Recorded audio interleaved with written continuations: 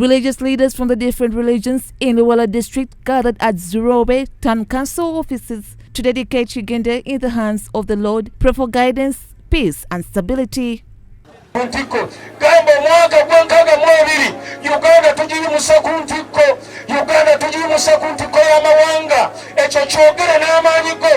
This follows the Uganda's suspension of the funding Uganda as a result of President Yoweri Kaguta Museveni's decision to sign against the anti-LGBT law stating that Uganda's Anti-Homosexuality Act fundamentally contradicts the World Backers Group's values. This applauded Museveni for the bold decision he has made and urged Ugandans to stand firm as they utilize the available resources to make sure that the country becomes self-reliant without depending on anyone. We are praying for Uganda to have an economic independence.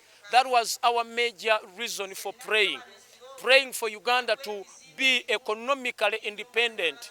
Remember, when we signed the anti-homosexual bill, nations, connived to receive, or rather to refuse, giving us, financial aid and loans. But I want to assure all the Ugandans that Uganda will have enough. We have all whatever it takes for our nation to be self-reliant. They have also recommended Ugandan government to prioritize provision of the basic needs to Ugandans, such as good schools, infrastructure and the health facilities, and others to ensure that the independence is realized. We have not done enough to really make this independence work in our country. There's still poverty, there's a lot of diseases, the roads are still in many places, transportation is still difficult, families are still facing a lot of challenges.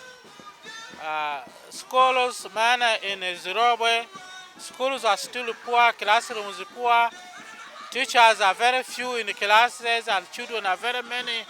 Some of the residents that attended the service urged the government to embark on creating jobs for the youth, such that the challenge of unemployment is controlled, and also help those running to the Middle East countries to greener pastures, which later turns into slavery. This has been a big problem.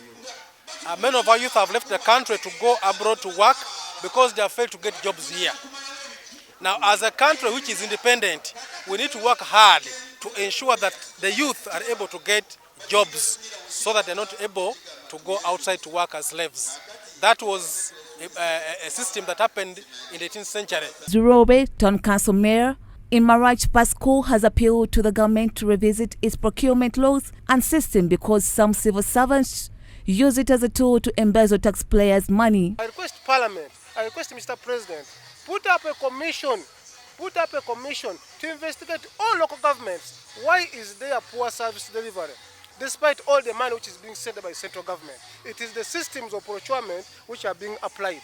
They protect the thieves, they protect the civil servants who are corrupt. He adds that if President Museveni wants to realize his dream of controlling misuse of swamps in the country, as he stated in his previous nation address, it is a high time NEMA treated citizens and investors in the same way, without fear or favor. Ugandans should be protected against these investors.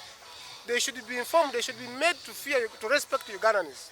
But in Uganda, they respect foreigners than nationals. That's a problem in Uganda. If that one will proceed, these foreigners will continue destroying our environment because government, they will have protection of government. Mr. President, if you want to conserve the swamps, if you want to conserve the environment, respect all citizens equally. Uganda officially celebrated its 61st years of independence yesterday in Kitgum district.